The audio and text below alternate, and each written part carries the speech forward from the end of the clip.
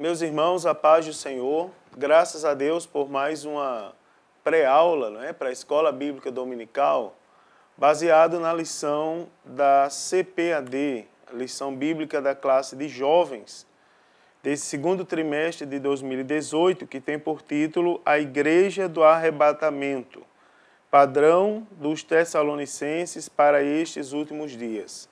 Hoje vou falar comentar com os irmãos acerca da lição de número 7, que tem por título Nossa Esperança na Vinda do Senhor. O texto do dia da lição diz assim: Não durmamos, pois, como os demais, mas vigiemos e sejamos sóbrios. Está em 1 Tessalonicenses, capítulo 5, versículo de número 6.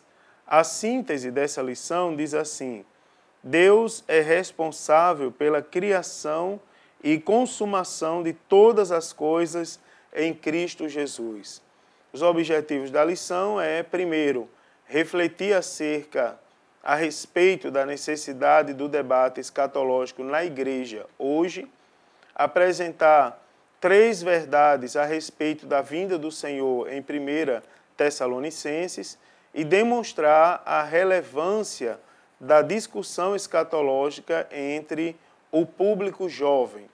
A leitura bíblica está na primeira carta do apóstolo Paulo aos Tessalonicenses, no capítulo de número 4, versículos de número 13 ao 18, e também no capítulo de número 5, versículos de 1 a 6. Diz assim, 4:13 diz: Não quero, porém, irmãos, que sejais ignorantes acerca dos que já dormem, para que não vos entristeçais como os demais, que não têm esperança. Porque, se cremos que Jesus morreu e ressuscitou, assim também aos que em Jesus dormem, Deus os tornará a trazer com ele. Dizemo-vos, pois, isto pela palavra do Senhor, que nós, os que ficarmos vivos para a vinda do Senhor, não precederemos os que dormem. Porque o mesmo Senhor descerá do céu com alarido, e com voz de arcanjo, e com a trombeta de Deus, e os que morreram em Cristo ressuscitarão primeiro.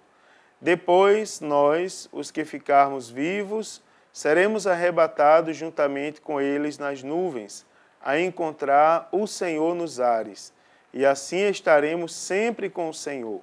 Portanto, consolai-vos uns aos outros com estas palavras. Capítulo 5, versículos de 1 a 6. Mas, irmãos, acerca dos tempos e das estações, não necessitais de que vos escreva, porque vós mesmos sabeis muito bem que o dia do Senhor virá como ladrão de noite. Pois que, quando disserem a paz e segurança, então lhe sobrevirá repentina destruição, como as dores de parto àquela que está grávida, e de modo nenhum escaparão. Mas vós, irmãos, já não estáis em trevas, mas que daquele dia vos surpreenda como ladrão. Porque todos vós sois filhos da luz e vossos filhos do dia, e filhos do dia. Não nós somos da noite, nem das trevas. Nem durmamos, pois, como os demais, mas vigiemos e sejamos sóbrios. Muito bem. Nós estamos diante de um debate, de um assunto, digamos assim, pouco comentado em meio ao público jovem dos dias atuais. Não é novidade para nenhum de nós que hoje a era é do acesso à informação. Não há mais segredo. De tudo se sabe, sobre tudo se tem acesso.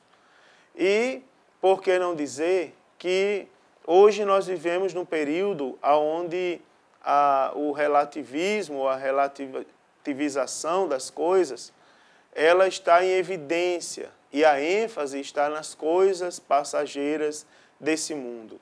Dentre o público jovem, está na moda.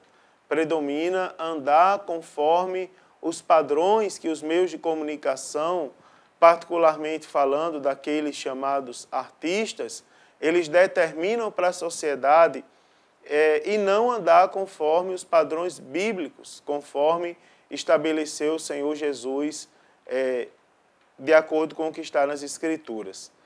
É bem comum nos dias de hoje nós ouvirmos questões sobre choque de geração, como se a Bíblia Sagrada ela se modernizasse. E, na verdade, a palavra de Deus ela não muda, ela permanece a mesma todos os tempos. Por que eu estou falando isso? Porque nesse meio termo estão as verdades bíblicas, as bases bíblicas para a compreensão da nossa fé. Aqui, embora eu seja membro de uma denominação e pastor de uma denominação, e prezar e ser fiel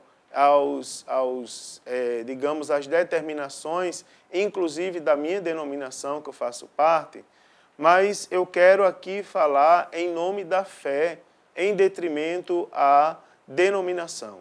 Preste bem atenção que muitos de nós não sabemos as bases bíblicas da nossa fé. Nós não sabemos os significados da nossa fé. Nós estamos alheios às grandes verdades que norteiam a nossa permanência na caminhada para um dia nos encontrarmos com Cristo Jesus. E um desses assuntos é a escatologia, é a doutrina das últimas coisas. O que acontecerá nos últimos dias e como nós devemos nos preparar para quando esses dias chegar.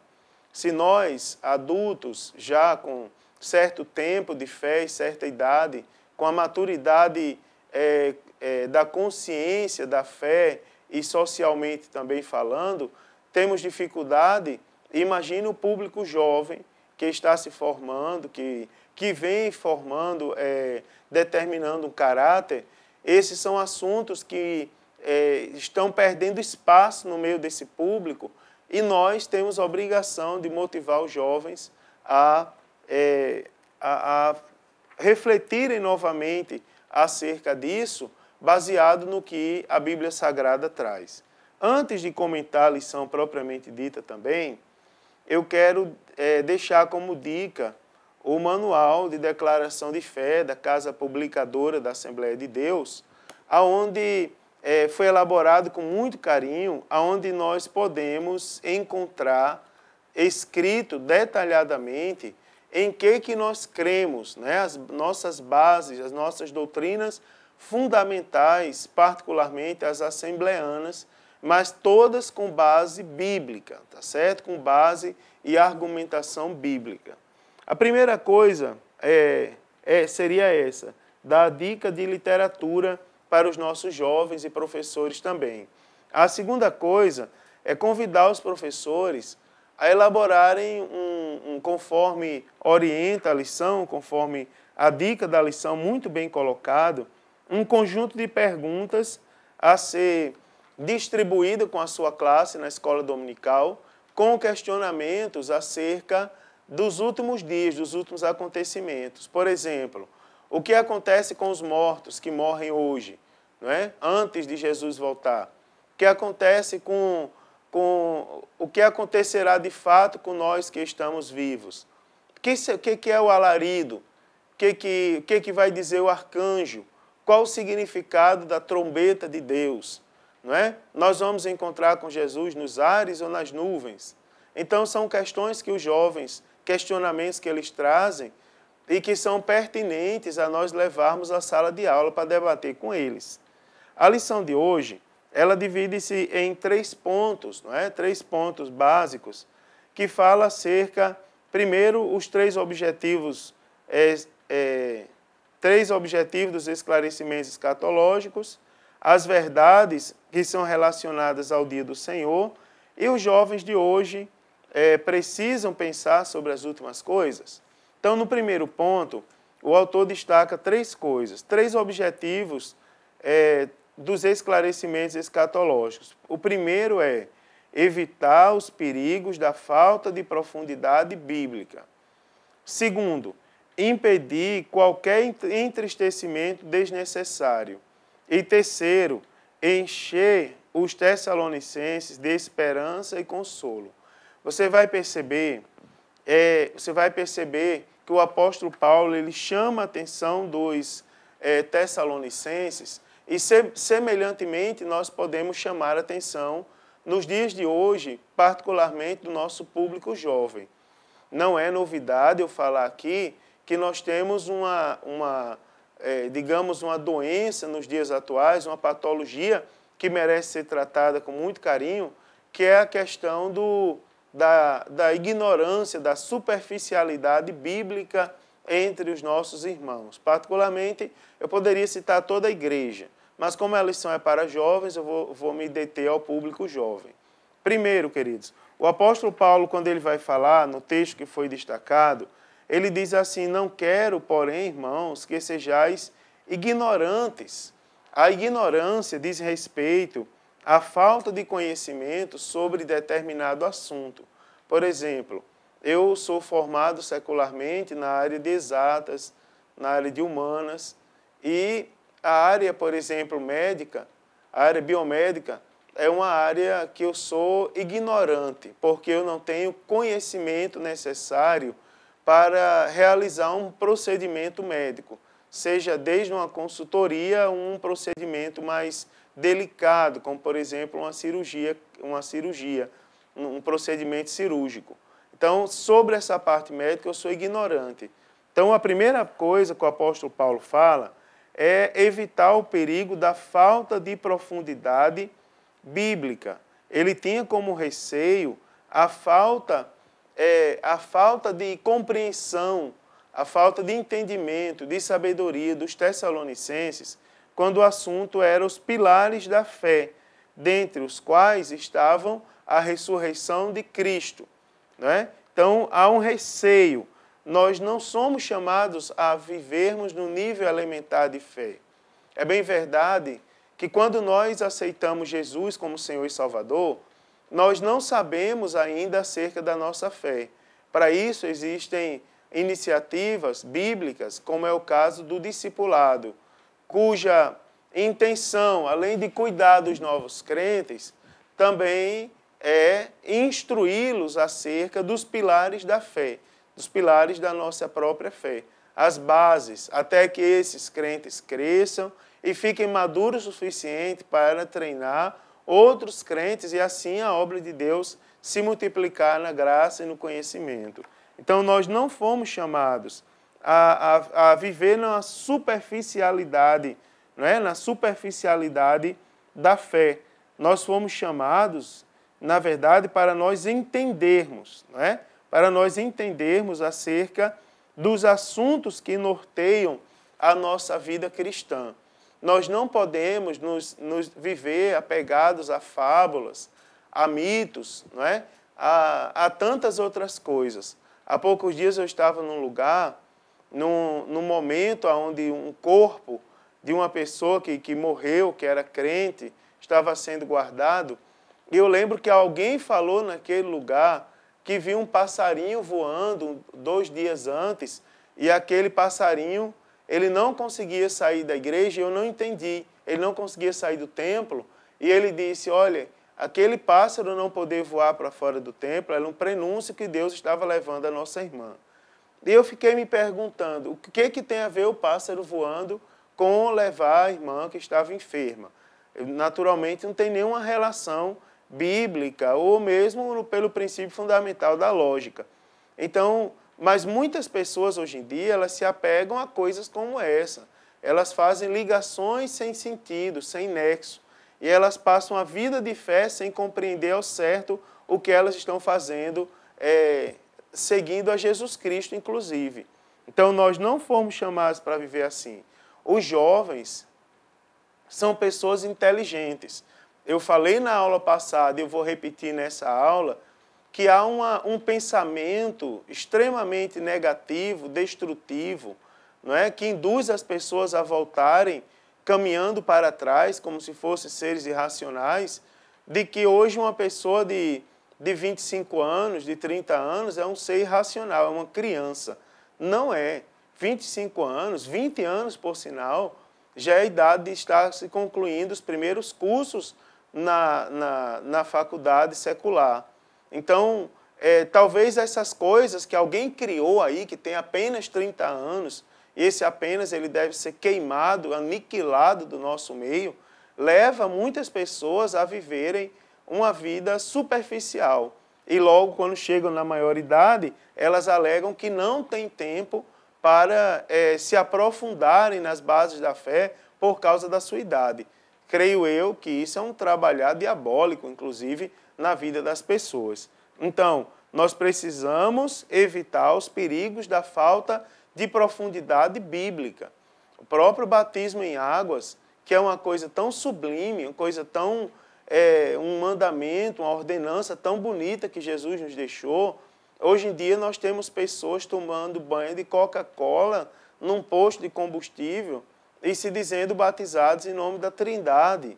Então as pessoas se submetem àquilo ali como se aquilo fosse uma coisa de Deus. Então, queridos, quando nós, sem falar no abandono da fé, por motivos fúteis, que é uma coisa... até certo ponto comum, se eu for falar do nosso cotidiano atual, tá certo? Então, o segundo ponto é impedir qualquer entristecimento desnecessário. Eu diria que um dos pontos, um dos perigos da falta de profundidade de fé é justamente a desmotivação ou entristecimento desnecessário na fé. Ainda no texto que a gente leu, o apóstolo Paulo diz assim: não quero que sejais ignorante, e ele fala qual é o assunto, acerca dos que já dormem. E ele diz assim: para que não vos entristeçais, como os demais que não têm esperança. Ou seja, ele liga a ignorância acerca da tristeza. Ele diz: alguns que não têm conhecimento, interpretando aqui esse primeiro versículo, eles estão se entristecendo acerca dos que já dormem, por falta de conhecimento. Então, queridos irmãos, o segundo ponto é impedir qualquer entristecimento desnecessário. A fé, a Bíblia fala que ela não é simplesmente o fundamento.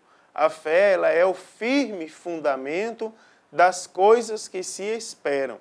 Então, quanto mais nós sabemos acerca dos princípios bíblicos, nós corremos menos risco de nos entristecermos por motivos que não nos levará a lugar algum, como, por exemplo, a questão acerca dos que já dormem.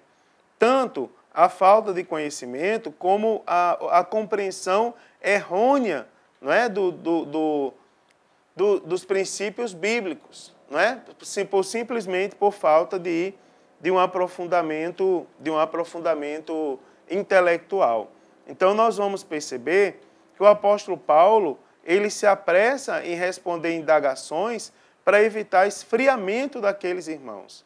Isso é bastante perigoso, não é? Isso ocorre muito com aqueles aqueles novos na fé, que não têm conhecimento acerca da fé e se entristecem por não conhecerem algumas coisas fundamentais da Bíblia. Eu vou dar um exemplo para você. Uma pessoa que aceita Jesus nas nossas igrejas hoje, ele aceita sempre em meio a um clima de festa, a um clima de glorificação a Deus, de expressões, de manifestações espirituais, não é, no nosso meio. Só que aquela pessoa, quando ela sai, ela se sente ali na hora, como se ela não estivesse em nosso meio, como se ela estivesse em outra dimensão, no céu ou em outro lugar que não seja a terra onde a gente está. Então, essa pessoa, ela, quando chegar em casa, que cair na real de que nada mudou na vida dela, ela vai se entristecer e vai desistir da fé. Mesmo assim, é um jovem. Tem muitos jovens se embaraçando com coisas desse mundo e se entristecendo com coisas cuja explicação está na Bíblia Sagrada, simplesmente por não conhecerem. Então, o terceiro ponto é justamente encher os tessalonicenses de esperança e consolo, né? Então, algo ali tirava o sono, inquietava os crentes da Tessalônica e tirava o sono e a harmonia entre a comunidade. Então, por exemplo, ao falar a respeito de questões pertinentes ao contexto social daquela época, o apóstolo Paulo ele demonstra cuidado pastoral que se manifesta pelo crescimento espiritual da igreja. Acerca, por exemplo, de sermões. Sermões que nós ouvimos hoje. Vamos supor, alguns deles não são verdadeiros. Eu posso dar um exemplo do cotidiano. Vamos supor que é um texto comum nas pregações dos ditos cultos jovens, né? Dos cultos onde há participação mais veemente dos jovens. Por exemplo, o texto de Daniel, né? Onde cita jovens ali, o jovem que foi lançado na cova do leão, o jovem Daniel e tal. Só que Daniel, quando ele foi levado cativo para o exílio na Babilônia, ele era um jovem, junto com os seus 3 amigos e os demais que foram levados ali naquela ocasião. Mas quando Daniel, por exemplo, interpreta os sonhos, quando há posteriormente ali a passagem dos 3 jovens na fornalha, Daniel na cova dos leões, Daniel já não era mais nenhum jovem. Josué, por exemplo, quando lá no capítulo 1, quando Deus diz a Josué, meu servo Moisés é morto, né? Então, naquele anúncio ali, Deus falando para Josué, Josué não era mais um jovem. Então, são sermões que não são verdadeiros. E mais, nós estamos numa época assim do exibicionismo. Na verdade, o que importa, o que vai fazer a fé de um jovem crescer, é ele compreender o que está sendo dito, é ele entender o que está sendo falado. Então, digamos que o excesso de conhecimento, as expressões assim de excesso de conhecimento, são expressões que devem se limitar ao mundo acadêmico. Não é? Importa que os jovens eles compreendam o que está sendo dito, que as mensagens sejam compreensíveis. Eu não vou entrar aqui no mérito de que as mensagens têm que ter uma linguagem jovial, até porque eu desconheço, assim, o que vem a ser uma linguagem, de fato, uma linguagem jovial, não é? Que é o que o povo fala. Mas eu defendo que a linguagem utilizada seja uma linguagem entendível. Uma linguagem entendível não significa dizer que tem que ser uma linguagem de baixo calão. Pode ser uma linguagem entendível, não é? Uma linguagem que o jovem, no caso, que é o nosso público, ele compreenda o que está sendo dito. Por exemplo, com novos convertidos, eu tenho a experiência de que eu estou ministrando o curso bíblico do discipulado para algumas pessoas atualmente e eu tenho, tem 4 encontros de 1 hora que eu estou indo na casa daquelas pessoas ministrar uma lição acerca de quem é Jesus e eu não consegui concluir aquela lição ainda.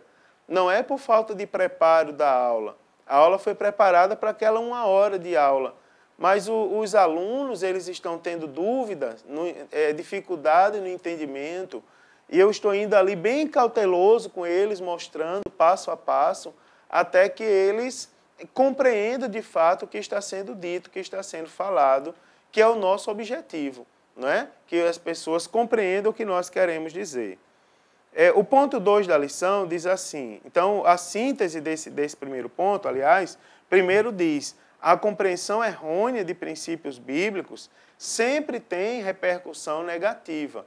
Então nós temos que ter cuidado com os jovens, não é? Talvez eu deixe como dica nesse primeiro ponto, além das atividades jovens, girar em torno das confraternizações, dos cultos jovens, tal, de se elaborar um momento bíblico entre os jovens, além da escola dominical. Não estou dizendo que a escola dominical não é importante, eu estou dizendo além, onde se pega um assunto, por exemplo, em determinada igreja, se criou o Clube de Leitores Amigos da Bíblia, onde os jovens se reúnem, determinado dia da semana, para discutirem um ponto da sua fé, um ponto bíblico da sua fé, que pode ser, no caso daquela igreja ali, eles usam, às vezes, um versículo, não é? E daquele versículo eles analisam o contexto e tal, extraem verdades ali para a fé daquele versículo. Deixo como dica isso.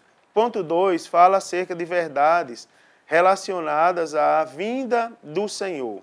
E o ponto 1 desse segundo tópico diz assim, a certeza da ressurreição gloriosa dos santos.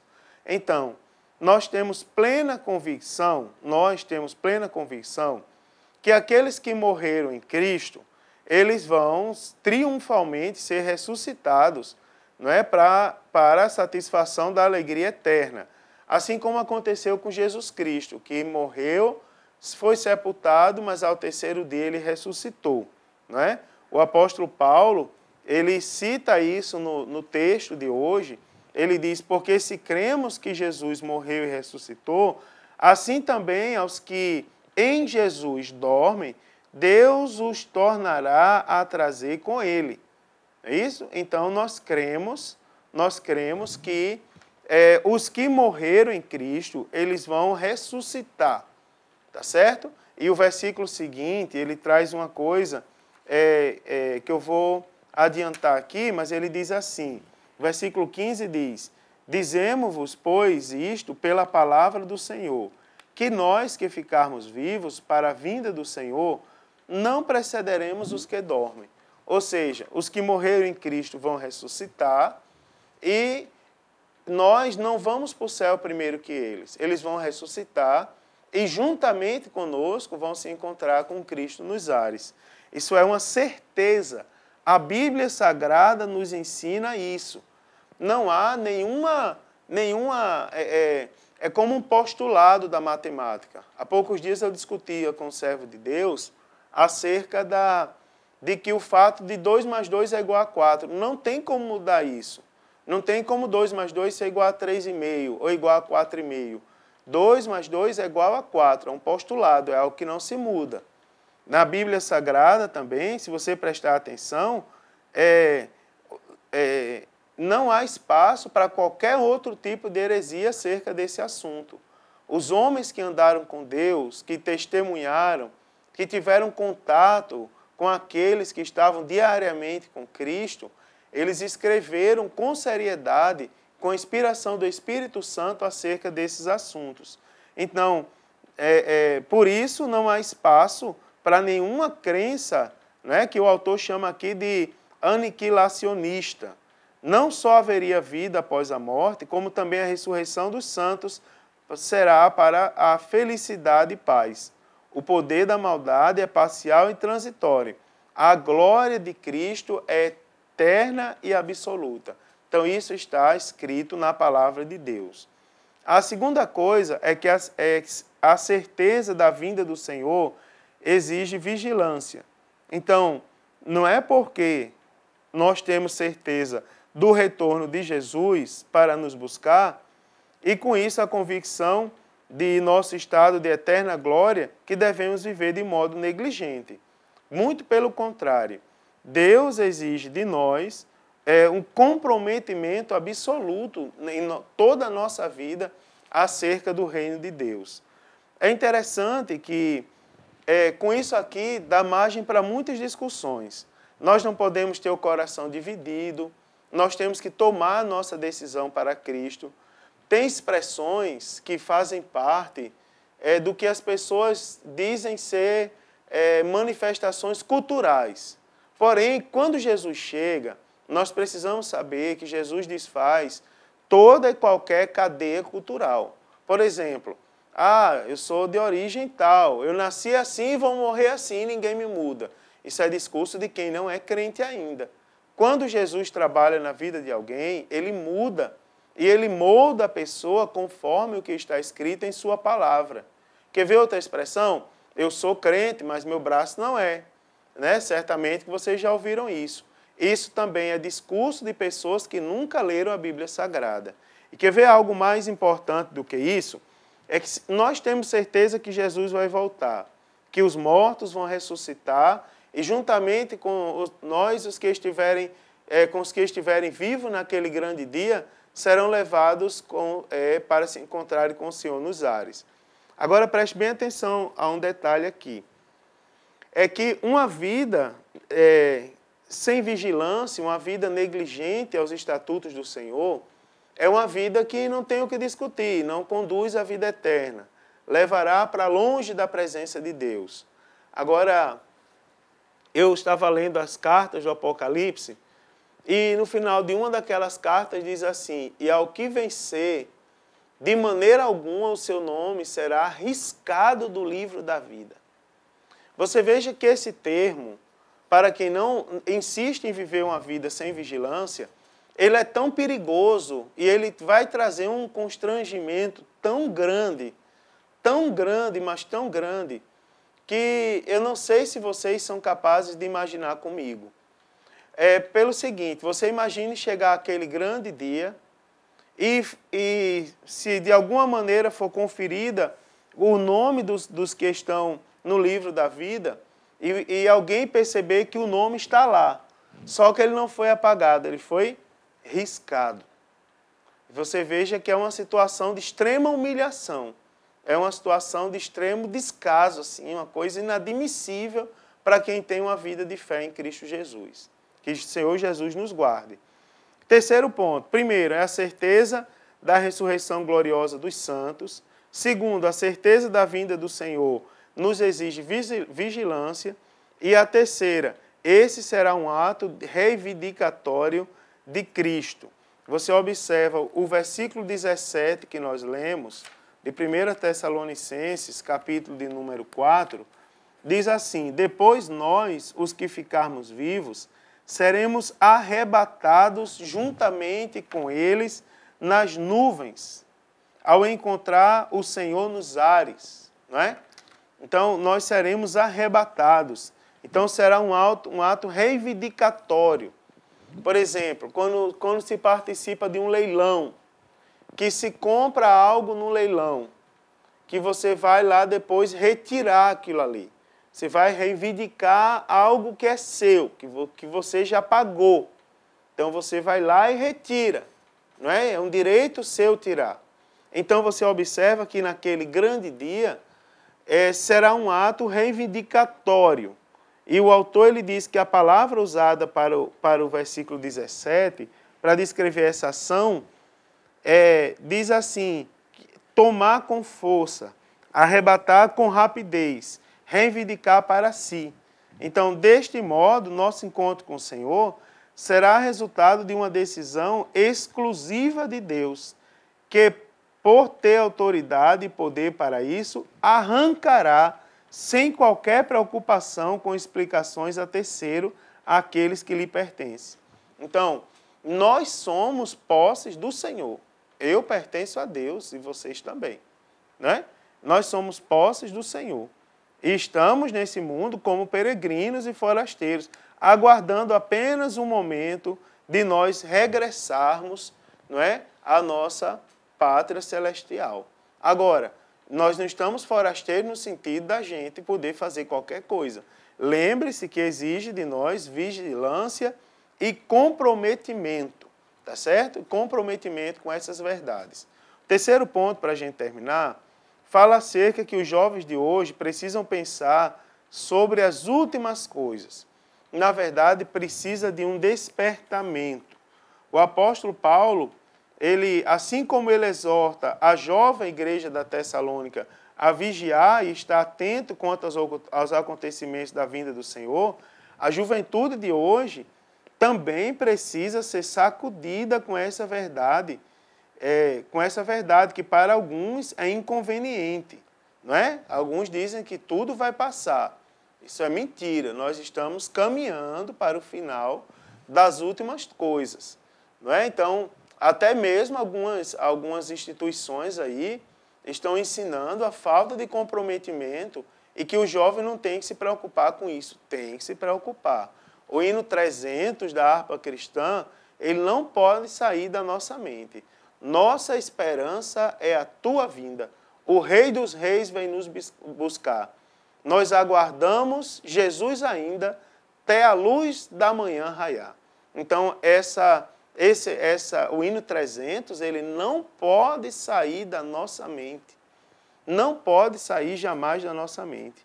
É necessário que os jovens dessa geração, né, é necessário demonstrar para eles que a força deles passa, a beleza deles passa, não é? Que a própria juventude, a ilusão da juventude eterna que se propaga em nossa sociedade por meio da cultura das cirurgias estéticas e de um estilo de vida completamente irresponsável, precisa ser desfeita no meio dos nossos jovens. Não é? Então, primeira coisa, nós precisamos de um despertamento. Jovem, Jesus vai voltar. Não é? E você não é uma igreja, você não vai pertencer, o jovem de hoje, eles são os obreiros de amanhã, assim como as crianças, adolescentes, as faixas etárias menores. Serão os pastores de amanhã, os líderes de amanhã. Mas, em termos de igreja, eles são a igreja de hoje. E eles têm que estar preparados e atentos a essa realidade de que, se Jesus voltar hoje, ele precisa ir morar no céu. Segundo, superando o imediatismo. Então, o autor ele diz assim: o anúncio da vinda iminente do Senhor, como um processo lento aos nossos olhos, mas irreversível na história, a declaração do fim das coisas, de todas as coisas, e a comunicação do estabelecimento do reino do eterno, são formas de estabelecer padrões temporais bem diferentes daqueles que a sociedade vive hoje. Então, nós precisamos, o imediatismo do cotidiano precisa se render ao plano de Deus, que ao seu tempo estabelece seus propósitos e desígnios. A pregação dos últimos dias, das últimas coisas, aliás, tem o poder de despertar o ouvinte para um modelo de temporalidade que se concentra no estabelecimento correto de um processo e não apenas de um resultado prematuramente obtido. Não é? Nós precisamos superar o imediatismo dos dias atuais, as coisas que eu posso fazer. Na verdade, nós temos que ter uma vida preparada, uma vida dedicada a Cristo em todas as faixas etárias de nossa existência, uma vez até que nós não sabemos o dia nem a hora que Ele vem. Nós só sabemos que Ele vem. E para terminar, o anunciado, não é? Anunciando que há um Senhor na história da humanidade. A história da vinda de Cristo não é uma coisa de hoje. Cristo foi anunciado, para você entender, inclusive, a volta, não é? Cristo ele foi anunciado desde os profetas, desde a criação do mundo. Então, para você entender o que vai acontecer nesses últimos dias, nós temos que entender, inclusive, os acontecimentos da época dos profetas, dos patriarcas. Então, Cristo é um Senhor que foi anunciado no decorrer da história, não é uma invenção de hoje. Hoje a gente vive um momento na história muito difícil. É um momento onde as pessoas querem colocar na cabeça das outras que tudo foi a gente que inventou. Cristo, por exemplo, nós não inventamos. Lá no princípio, tá certo? Já se falava, já se anunciava o Cristo. Né? Tem uma disciplina da teologia chamada tipologia bíblica. São tipos de Cristo. Por exemplo, para esconder a nudez, a vergonha do pecado de Adão e Eva, teve-se que construir, né? que matar um cordeiro. E daquele cordeiro se construíam roupas para esconder a sua nudez. Então, aquele cordeiro morto já era uma tipificação do Cristo que haveria de vir. Para superar a situação de pecado do homem, teria que ter sacrifício. E o sacrifício foi Cristo. Então, nós não inventamos essas palavras hoje. Isso está na Bíblia Sagrada, no decorrer da história. E isso, irmãos, vai acabar quando Cristo determinou que vai acabar. E dia após dia, nós estamos tendo a confirmação dos eventos relacionados à volta de Cristo.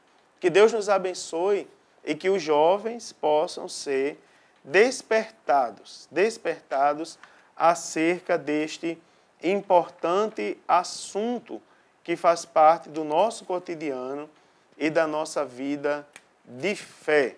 Nossa esperança na vinda do Senhor Jesus. Deus nos abençoe. Se Jesus não voltar, nós estaremos aqui na próxima lição, que tem por título A Vida Cristã e a Estima pela Liderança. Deus abençoe a todos.